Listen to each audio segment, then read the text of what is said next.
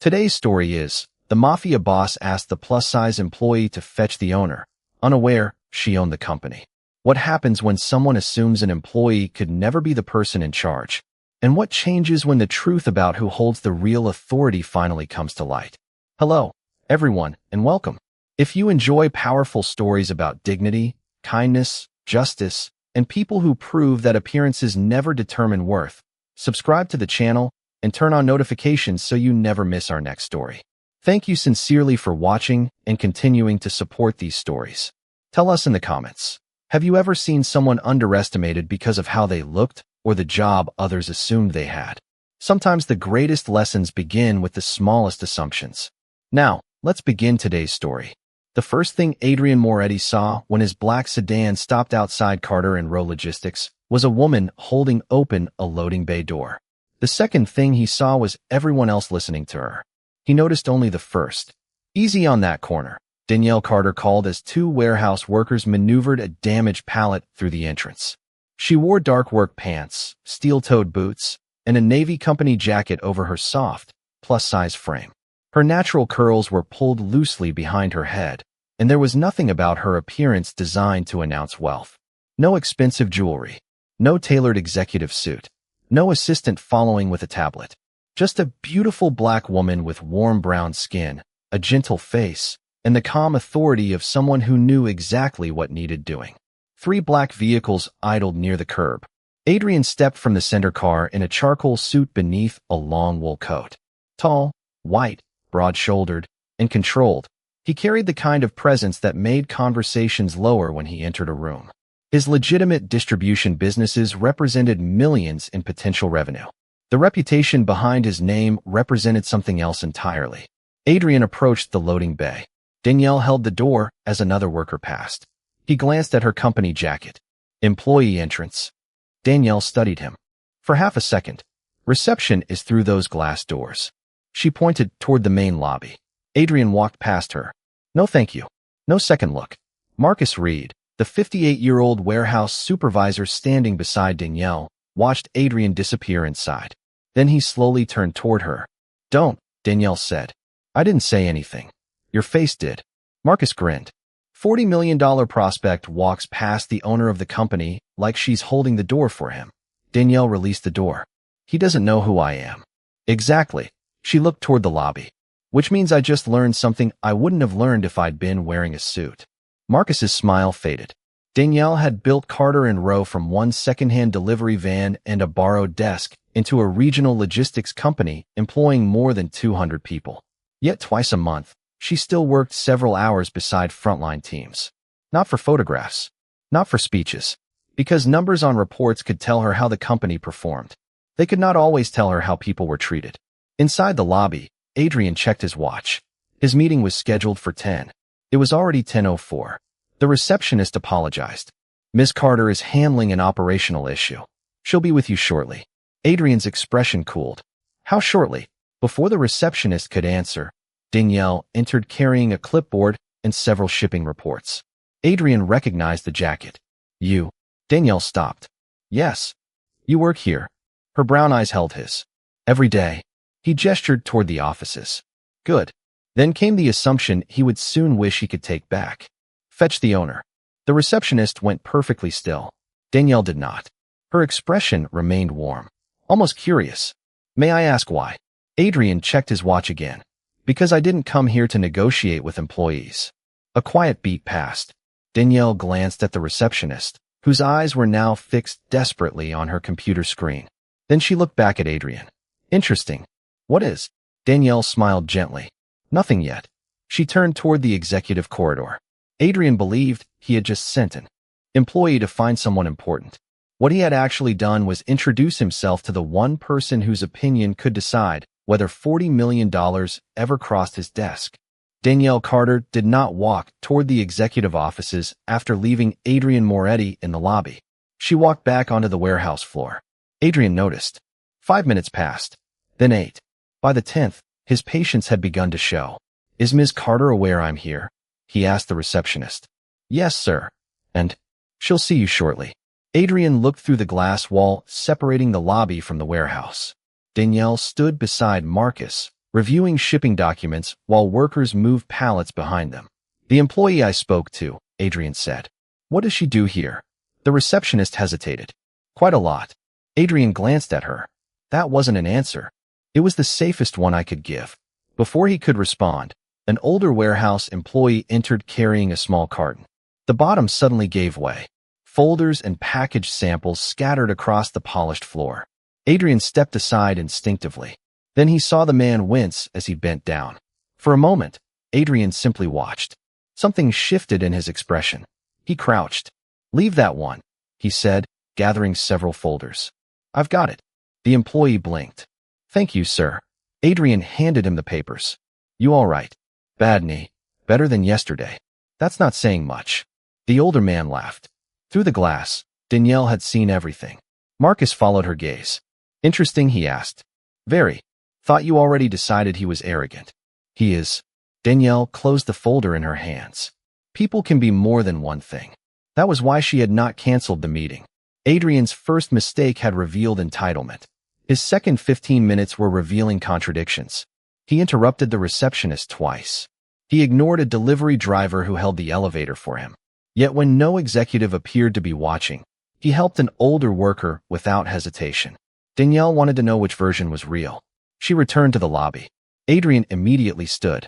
Finally, Danielle glanced at the clock. You've been waiting 14 minutes.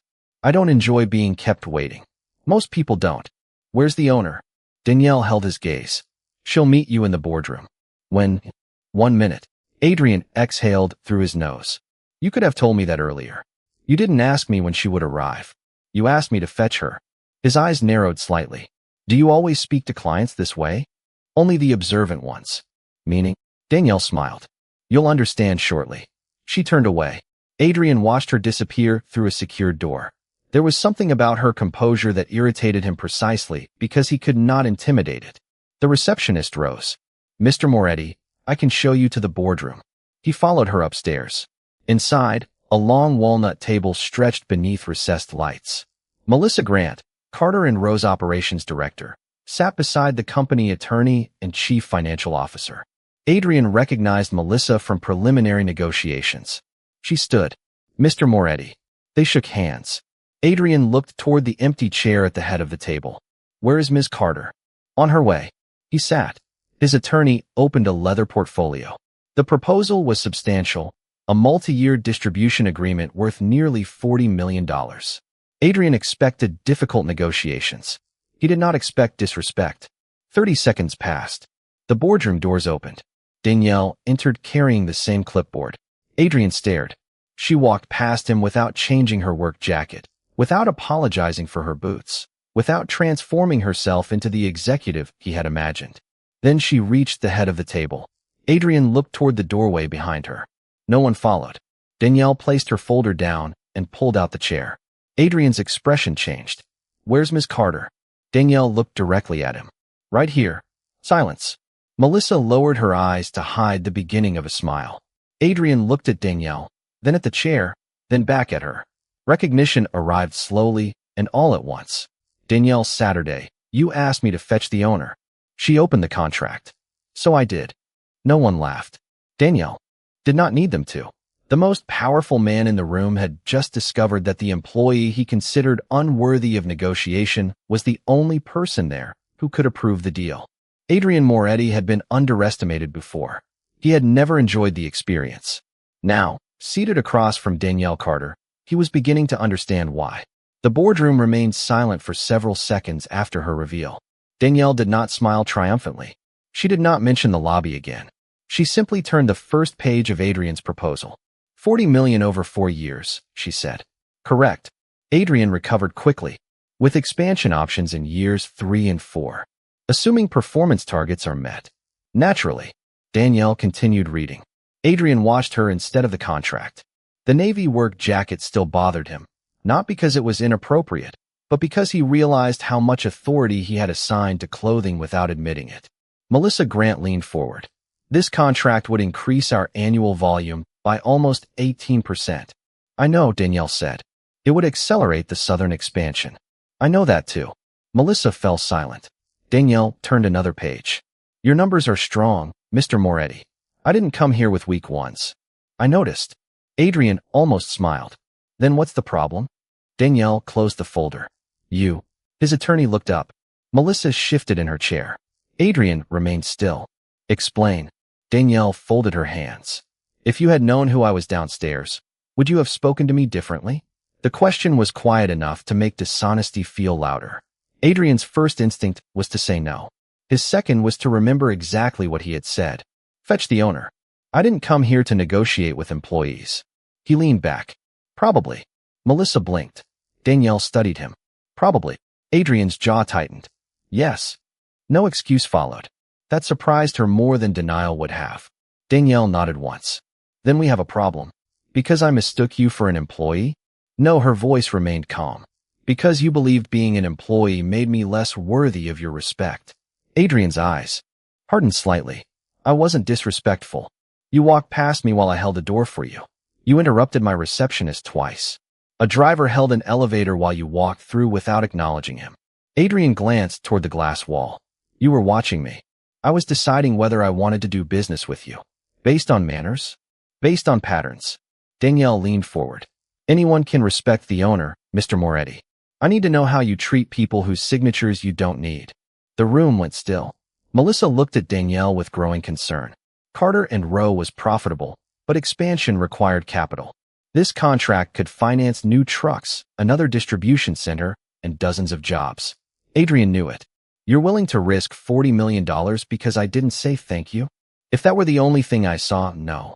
Then what did you see? Danielle paused. Contradiction. Adrian's expression shifted. You helped Walter when his box broke. Who? The older employee in the lobby. Adrian shrugged. He needed help. Exactly. Danielle's eyes softened. You didn't ask whether he mattered first. Adrian understood. She had seen arrogance. But she had also seen something else. So this is a test. No, Danielle reopened the proposal. Tests are designed so someone can pass them. I'm simply paying attention. Adrian glanced at Melissa, then back at Danielle. Are you rejecting the contract? Not today. Melissa exhaled quietly. Adrian caught it. And you're not signing it. Not today. What do you want?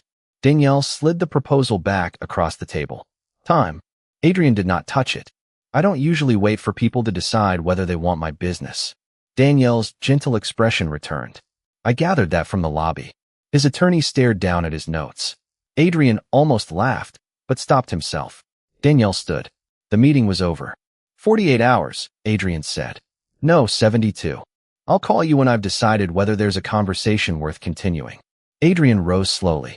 In most rooms, his name shortened negotiations. In this one, it had bought him nothing. At the door, he turned. MS. Carter. Danielle looked up. For what it's worth, I was wrong downstairs. Melissa's eyes widened. Danielle's expression did not. About me? About what I assumed. Danielle nodded. That's a beginning. Adrian left carrying the unsigned contract. Danielle remained at the head of the table. She could have embarrassed him. She could have rejected $40 million just to prove she had the power. She did neither. Because dignity was not about making another person feel small. It was about refusing to become small simply because someone had failed to see your worth. Danielle Carter had spent 16 years building a company strong enough to survive one difficult decision. 48 hours after Adrian Moretti left her boardroom without a signature, she discovered how quickly that strength could be tested. Rain hammered the warehouse roof just after 6 in the evening when Marcus Reed appeared at her office door. We have a problem at Dock 7. Danielle looked up. How bad? Cold chain shipment. 3 trucks scheduled for the clinics tomorrow morning. Refrigeration unit on the primary trailer just failed. Danielle was already standing. The shipment contained temperature-sensitive medical supplies destined for community clinics across 3 counties. Delaying ordinary freight cost money. Delaying this freight could leave clinics without supplies they had scheduled patients around. Backup trailer? Still returning from Richmond. Rental. Storm has every refrigerated unit within 50 miles booked. Danielle grabbed her Navy company jacket. Melissa Grant intercepted her in the hallway. Adrian is here. Danielle stopped. Now. He came to discuss the contract. Through the conference room glass, Adrian stood beside his attorney. Charcoal suit immaculate, proposal folder on the table. Melissa lowered her voice. This is $40 million, Danny. and Dock 7 has a shipment that needs to move tonight. Marcus can handle it. Marcus is handling it. Danielle pulled on her jacket. So am I. You're the CEO? Danielle looked at her. Leadership isn't a chair. Then she headed downstairs. Adrian saw her crossing the lobby and stepped out. MS. Carter. Mr. Moretti. We had a meeting. We still do. It's moving. His eyebrow lifted. Where? Dock 7. 5 minutes later, Adrian stood beneath fluorescent warehouse lights watching Danielle coordinate employees around an open refrigerated trailer. Her curls were tied back. A reflective vest covered her jacket. Rain blew through the loading entrance as workers transferred insulated containers to temporary cold storage units. Temperature logs every 5 minutes, Danielle called. Nothing moves without verification. Adrian approached. What happened? Equipment failure. Can the shipment wait? The clinics shouldn't have to. Marcus hurried over. Backup truck is 90 minutes out if the interstate stays open. Danielle checked the clock. Too long. Adrian looked at the containers. How many? 46. And you're moving them by hand? Until I develop telekinesis. Adrian almost smiled. Then a young employee struggled with a heavy insulated case. Danielle immediately moved to help. Together they lifted it onto a rolling cart. Adrian watched the owner of a multi-million-dollar company push freight beside hourly employees while a $40 million contract waited upstairs. No photographer documented it. No customer was supposed to see it. That mattered. His phone rang. He ignored it. Danielle passed him carrying an empty cart. Your meeting can be rescheduled. Adrian removed his wool coat. Danielle stopped. Beneath it, his white dress shirt looked absurdly expensive for a loading dock. What are you doing? Apparently moving the meeting. He rolled up his sleeves. Tell me where you need me. Danielle studied him. You don't have to prove anything. Good. Adrian took the cart. Because I wasn't planning to. Marcus pointed toward the temporary storage area. Cases 12 through 18. Adrian nodded. For the next 40 minutes, nobody called him boss. Nobody cared about his reputation. He carried containers, checked labels, and followed instructions from warehouse workers who would normally have stepped aside when they heard his name. At one point, Danielle caught him holding the door while two employees rolled a loaded cart through. Their eyes met. He remembered the morning he had walked past her without saying thank you. This time Danielle passed him and said, Thanks. Adrian gave a small nod. Apparently it matters. She knew exactly what he meant. A few minutes later, she caught herself looking for him across the dock and found him listening seriously while a warehouse worker corrected the way he was stacking cases. The sight made her smile before she could stop it. Adrian glanced up and caught her. Danielle immediately returned to her clipboard, annoyed that he now looked amused. At 7:14, Marcus received the call. Backup truck just cleared the interstate. A cheer moved through Dock 7. Danielle exhaled. Adrian leaned against the loading table, sleeves damp, expensive shoes marked with warehouse dust. You do this often? He asked. Solve problems. Work beside them. Danielle looked around at her employees. You can learn a lot about a company from the boardroom. She paused. You can learn more about its people when something goes wrong. Adrian followed her gaze. 2 days earlier, he had thought Danielle's work jacket meant she lacked authority. Tonight, he finally understood why she wore it.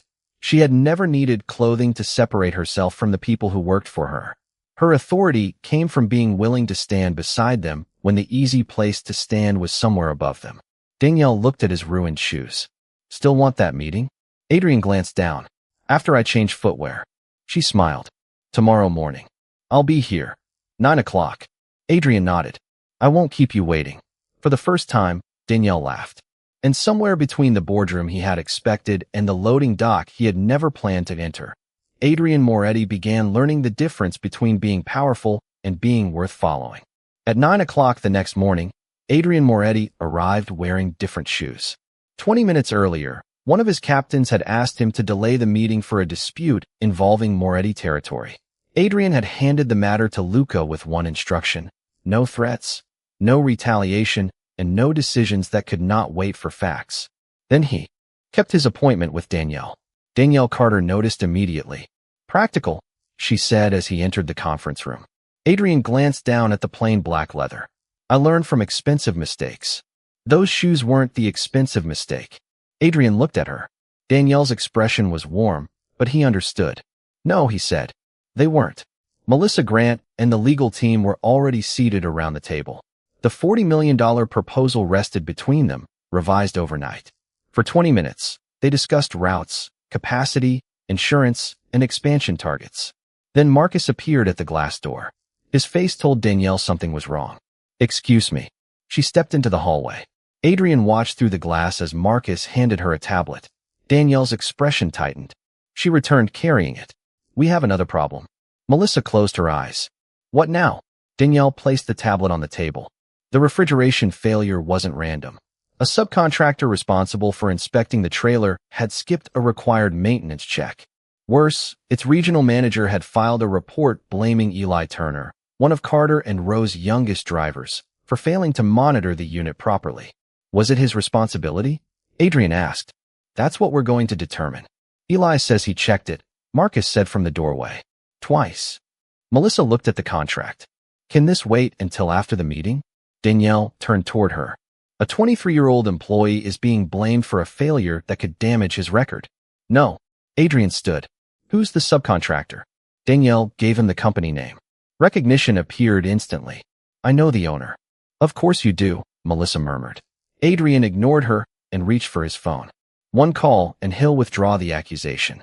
Danielle's hand settled gently over the folder beside his phone. "No," Adrian looked at her. "You want the driver cleared?" "I want the truth established." "Same result. Not the same process." His eyes narrowed. "If their manager is lying, why protect him?" "I'm not protecting him." Danielle's voice remained calm. "I'm protecting Eli." Adrian frowned. "From what?" "From learning that innocence only matters when someone powerful is willing to threaten the right person." The room went quiet. Adrian slowly lowered his phone. A message flashed across the screen from Luca, one of the Moretti men who handled problems that never appeared on corporate reports. "Say the word. We can make the subcontractor cooperate." Adrian turned the phone face down. "No one contacts them outside the formal review," he said. Danielle noticed the choice, but did not praise it. "Then what do you suggest?" "Records." They moved to the operations room. Tracking data showed Eli had stopped at 3:12 p.m. for his required inspection. Electronic logs recorded normal temperature. A second scan at 4:06 showed the same. Marcus retrieved maintenance records. One inspection signature was missing. Danielle called the subcontractor's regional manager on speaker. "Your report says Mr. Turner ignored a warning alarm at 3:40. "Correct." Danielle looked at the screen. "There was no alarm at 3:40. Silence. "Our system shows." "Your system shows the first alert at 5:18. Eli's shift ended at 4:30. Another silence. Adrian stood against the wall, arms folded. He could have ended this conversation with fear. Danielle ended it with facts. 20 minutes later, the subcontractor admitted its technician had failed to complete the scheduled inspection. The accusation against Eli was withdrawn. Danielle terminated the subcontractor under the performance clause and documented the reason formally. No threats. No favors. No reputation used as a weapon. Outside the operations room, Adrian stopped her. "You could have saved 20 minutes. Maybe. I could have gotten the same answer." Danielle shook her head. "You could have gotten the answer you wanted. And you got the truth. There's a difference." Adrian looked through the glass at Eli, who was listening as Marcus explained that his record had been cleared. Relief crossed the young man's face. "In my world," Adrian said quietly, "people rarely respect a rule unless they're afraid of what happens when they break it." Danielle looked at him. "Then maybe they respect the consequence, not the rule." Adrian absorbed that. So procedure can protect people. Good procedure can. She started toward the boardroom. Adrian followed. "You still haven't signed my contract." Danielle smiled without turning. $40 million is making you impatient." At the conference room door, she met his eyes. Wanting to protect Eli wasn't the problem. Deciding fear was the fastest tool was. Adrian glanced at the unsigned contract. For most of his life, power had meant shortening the distance between what he wanted and what happened. Danielle was showing him a kind that could wait for evidence. The revised contract should have been the easiest part of the morning. Instead, Adrian Moretti spent nearly 10 minutes staring at one clause Danielle Carter had added in blue ink. Independent subcontractors must meet the same worker protection standards as Carter and Rowe employees, he read. Danielle sat across from him, calm as ever. "Correct. That gives you audit rights over companies I hire. For work connected to our contract." My company's already conduct audits. Then this shouldn't bother you. Adrian looked up. You enjoy saying things like that. Only when they're true. Melissa Grant sat nearby, trying not to reveal how badly she wanted the agreement signed. $40 million could accelerate Carter and Rowe's expansion by years. New trucks, new routes, more jobs. Danielle knew every number. She also knew money could become an excuse to ignore standards one compromise at a time. Adrian turned another page. No preferential executive routing. Correct. If one of my shipments arrives late, it receives the same escalation process as everyone else's. Even mine. Danielle's brown eyes held his. Especially yours. A faint smile appeared. You're asking a man accustomed to priority to sign away priority. I'm asking a business partner to follow the rules he expects everyone else to follow. Adrian leaned back. 2 days earlier, he might have heard challenge in those words. Now he heard consistency. His gaze moved toward the glass wall overlooking the warehouse. Eli Turner was walking beside Marcus, carrying a tablet and laughing about something. Yesterday, one accusation had nearly attached itself to the young driver's record. Danielle had protected him without asking Adrian to frighten anyone. She had simply refused to let convenience outrun truth. Why him? Adrian asked. Danielle followed his gaze. Eli, you stopped a $40 million negotiation for one driver. Would his reputation have mattered more if he were an executive? Adrian said nothing. Danielle closed her folder. That's the question you keep running into here. You think I only respect titles. I think you learned to notice power before people. The sentence landed without cruelty. Adrian looked at her for a long moment. And you? I learned what happens when people don't notice you at all. Danielle's voice softened. When I started this company, vendors assumed Marcus owned it. Clients handed him contracts while I was standing beside him. Banks asked whether my husband would be joining meetings. Adrian's expression changed. Are you married? Danielle almost laughed. That is what you took from that. Apparently, I'm still learning. Apparently. Their eyes met, and for one brief second the room felt less like a negotiation.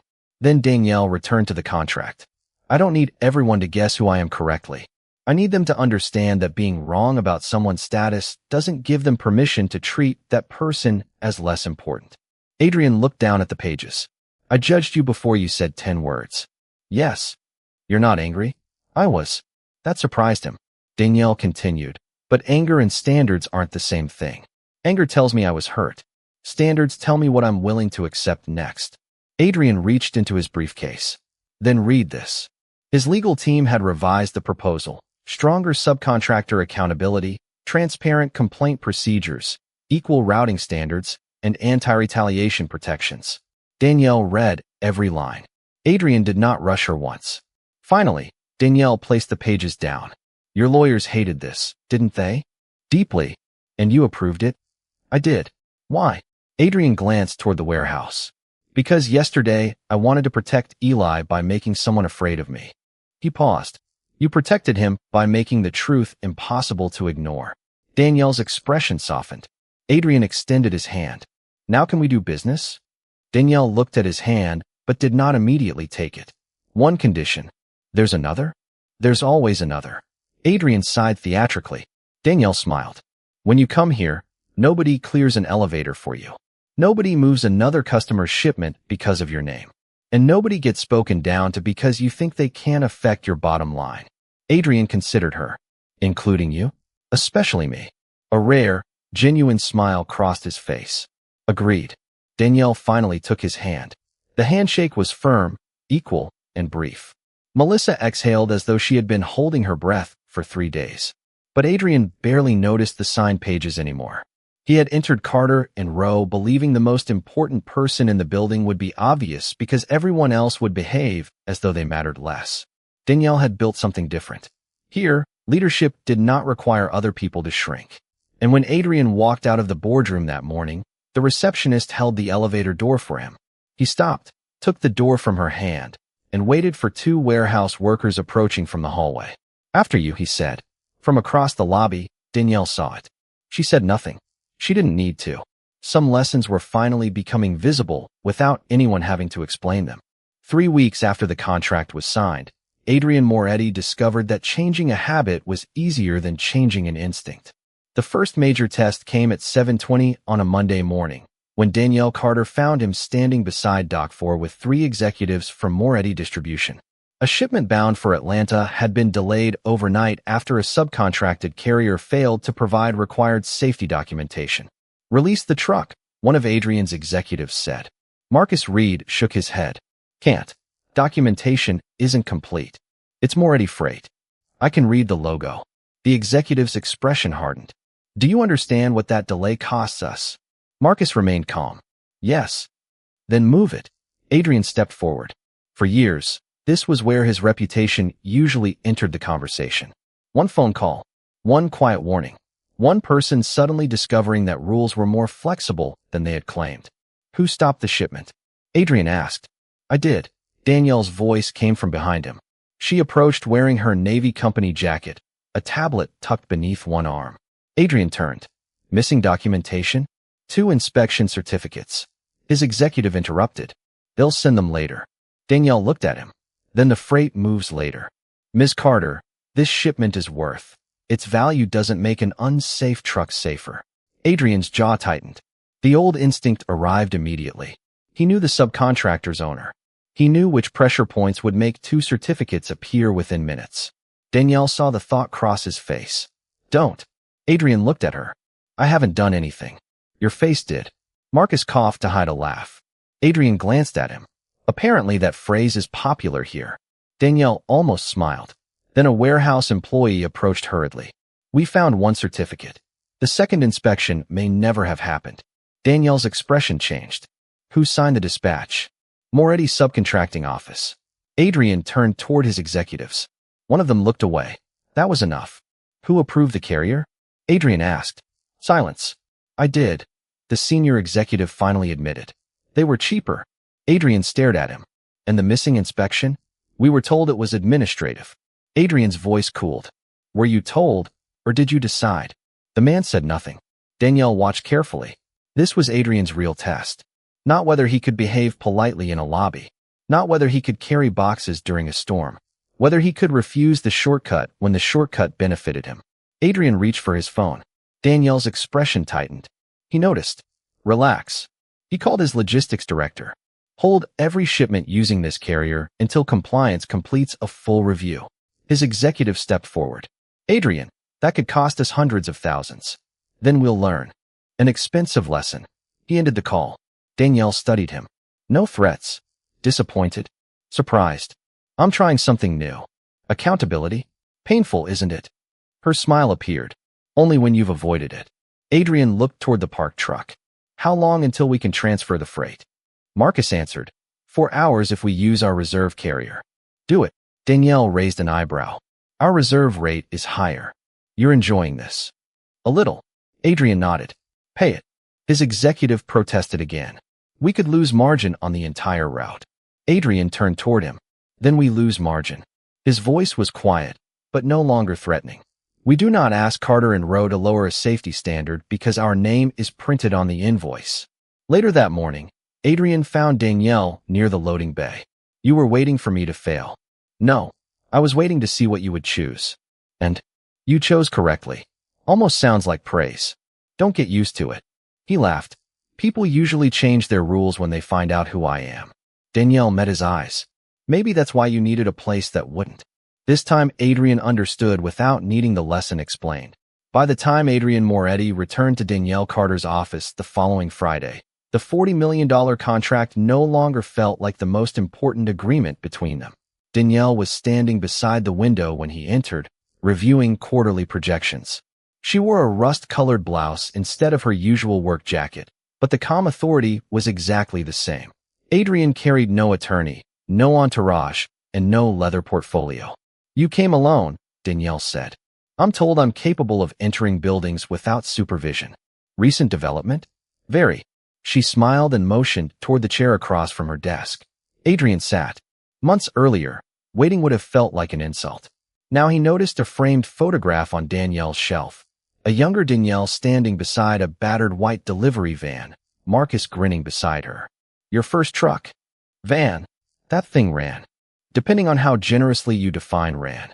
Adrian studied the photograph. "You built all this from that." "Not alone." Danielle closed the financial report. Marcus drove nights. My aunt handled invoices from her kitchen table. My first 5 employees accepted late paychecks more times than I'm proud of. And now 200 people work for you. 217. Adrian nodded slowly. That explains it. Explains what? Why you know their names. Danielle looked at him. They help build what everyone assumes belongs to me alone. Silence settled comfortably between them. Adrian had come intending to discuss expansion forecasts. Instead, he reached into his coat and placed a document on her desk. Danielle opened it. It was an internal Moretti distribution policy revision. Independent safety audits. Anonymous employee reporting. Anti-retaliation protections. No executive exemptions. Her eyes lifted. You implemented this across your companies? This morning. Because of Doc 4? Because Doc 4 showed me how many exceptions I'd mistaken for efficiency. Danielle read another page. Your executives agreed to this? Adrian leaned back. Agree is a generous word. Did you threaten them? Not even once. Danielle raised an eyebrow. Should I congratulate you? I was hoping for a certificate. She laughed softly. Adrian watched her, then became serious. I judged you before you said 10 words. Danielle closed the document. We covered that. I know, but I understood only half of it. What was the other half? Adrian looked toward the warehouse beyond her window. I thought the mistake was failing to recognize the owner. Danielle waited. It wasn't. His voice lowered. The mistake was believing the employee deserved less respect. Danielle's expression softened. That was the sentence she had been waiting for, not because she needed an apology, but because it proved he understood the distinction. What surprised her was how much the realization mattered personally. Somewhere between the loading dock, Eli's investigation, and the safety dispute, she had stopped waiting for Adrian to disappoint her and started hoping he would not. Most people notice titles, she said. Titles are convenient. So are assumptions. Yes. Adrian paused. You're still not angry with me? Danielle smiled faintly. I told you. I was angry. And now I'm watching what you do with what you learned. Adrian nodded. No demand for forgiveness. No request for reassurance. Just acceptance. His eyes drifted toward the Navy company jacket hanging beside her office door. Do you still work warehouse shifts? Every other Thursday. Why? Because ownership can become a very comfortable room. She glanced toward the floor below. Stay inside it too long, and eventually people start telling you only what they think you want to hear. Adrian absorbed that. You know what people tell me? What they think will keep them alive. His eyebrows rose. Danielle smiled innocently. Too direct. Accurate. A quiet laugh escaped him. Danielle looked down at the policy revision, then back at him. For what it's worth, you surprised me too. Adrian's eyebrows lifted. In a good way? Don't ruin it. His smile deepened. He looked at her not as the owner controlling a valuable contract, but as someone whose respect had become strangely important to him. Danielle realized she no longer minded being looked at that way. Dinner, he said. Danielle blinked. That was abrupt. I'm practicing asking instead of ordering. Needs work. Dinner, please. She studied him, amused. Business. No, the answer hung between them. Danielle's smile faded into something gentler. One dinner. Adrian stood. I'll take it. And if you send a driver to pick me up, I'll come myself. Good answer. At the doorway, he stopped and held it open as 2 employees passed through the corridor outside. Danielle noticed. Adrian noticed her noticing. Neither said anything. Some changes did not require applause. The man who once believed power meant being recognized immediately had finally learned something quieter. Respect mattered most when you offered it before knowing whether the person standing in front of you could ever do anything for you. 6 months later, Adrian Moretti arrived at Carter Rowe Logistics without a convoy. One black sedan stopped outside the building at 8:57 on a Thursday morning. Adrian stepped out alone, adjusted his charcoal jacket, and walked through the same glass doors where he had once demanded that an employee fetch someone important. The receptionist behind the desk was new. Good morning. Can I help you? I'm here to see Danielle Carter. She checked her computer. And you are? 6 months earlier, the question might have irritated him. Today, Adrian simply answered. Adrian Moretti. Ms. Carter is finishing something downstairs. Please have a seat. Of course. Adrian sat. No phone call demanding priority. No reminder about who he was. No impatient glance at his watch. Through the lobby windows, he could see the company had grown. More trucks filled the yard. A new distribution wing stood beyond Dock 7. Carter and Rowe now employed nearly 300 people, and the Moretti contract had become one of its strongest accounts. Eli Turner had been promoted to route coordinator. Melissa had overseen the southern expansion, and the worker protection standards Danielle had insisted upon were now written into every major partnership Carter and Rowe signed. Adrian's own companies had changed too. Fewer executive exceptions, stronger reporting systems, more questions asked before blame was assigned. Not perfection, progress. A delivery driver entered carrying paperwork. Behind him came Danielle. Same Navy company jacket, same work pants, same natural curls loosely pulled back. She was laughing with Marcus as they crossed the loading area. A businessman sitting 2 chairs from Adrian followed his gaze. "She work here?" he asked casually. Adrian looked at Danielle. The question carried him backward 6 months. He smiled. "Yes." The man nodded, apparently satisfied. Adrian added, "She works harder for that company than anyone I know." The businessman glanced toward him, confused. Before he could ask more, Danielle entered the lobby. She saw Adrian waiting and checked the wall clock. 3 minutes early. Adrian stood. "I'm becoming predictable. Terrifying. Your receptionist made me wait." Danielle glanced toward the desk. The young woman suddenly looked nervous. Adrian noticed. She did exactly what she was supposed to do. The receptionist relaxed. Danielle's eyes returned to him. "Look at you. Careful. I have a reputation." "So I've heard." They walked toward the elevators together. Adrian pressed the button. "Quarterly numbers look good." "Very good. Atlanta. Ahead of schedule. Dock for compliance. 98%. What happened to the other 2? "You can ask in the meeting." Adrian sighed. "There's always something. That's why they call it work." The elevator arrived. 2 warehouse employees approached carrying folders. Adrian stepped aside. "Go ahead." They entered first. Danielle followed. Adrian entered last. She looked at him. "You know I saw that. I was hoping you wouldn't." "Why?" "Because then it would look like I was performing." Danielle smiled. "Maybe you finally understand." Upstairs, they stepped into the boardroom.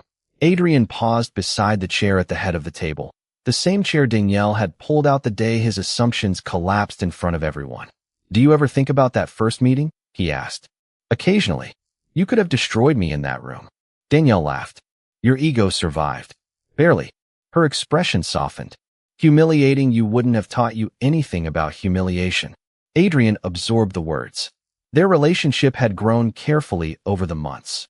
Business first, respect before affection, dinners without promises, conversations without games. Whatever came next, neither needed to rush it. Danielle opened the quarterly report. Adrian remained standing. "One question." "What?" He smiled. "Should I fetch the owner?" Danielle stared at him, then laughed. "Absolutely not." "Good. I know who she is now." He sat across from her rather than taking the chair beside her. Equal ground. Outside the windows, trucks moved through the yard beneath the morning sun. Months earlier, Adrian had entered that building believing importance should be visible, that authority wore expensive clothes, occupied certain rooms, and made other people move aside. Danielle had never needed to prove she belonged above anyone. She had built something stronger, a company where leadership meant standing beside people when things went wrong. And Adrian finally understood the lesson hidden inside the mistake that had brought them together. A title could tell you who owned the company. Money could tell you who could afford the room. Power could make people learn your name. But none of those things could tell you the worth of the person standing in front of you. That had to be recognized before the introduction. Danielle looked across the table. "Ready?" Adrian nodded. "Whenever you are." She opened the report, and together they began. Because the most important thing Adrian had learned was not that the woman he mistook for an employee owned the company. It was that she had deserved his respect even if she hadn't.